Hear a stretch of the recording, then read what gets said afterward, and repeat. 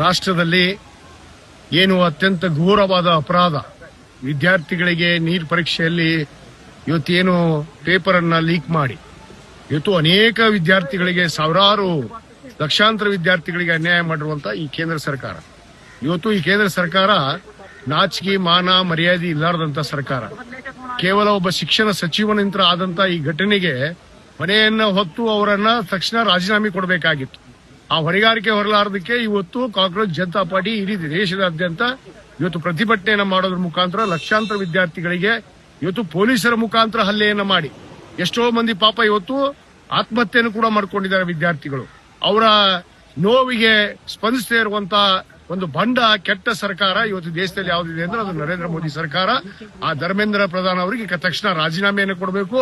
ಇವತ್ತು ನಮ್ಮ ಕಾಂಗ್ರೆಸ್ ರಾಷ್ಟ್ರೀಯ ಅಧ್ಯಕ್ಷರು, ವಿರೋಧ ಪಕ್ಷದ ನಾಯಕರಾದಂತಹ ಸನ್ಮಾನ್ಯ ರಾಹುಲ್ ಗಾಂಧಿ ಅವರು ಈಗಾಗಲೇ ಪ್ರಧಾನಮಂತ್ರಿಯ ಮನೆ ಮುಂದೆ ಇವತ್ತು ನಾವೆಲ್ಲ ಪ್ರತಿಭಟನೆಯನ್ನ ಕೂತಿದ್ದೇವೆ.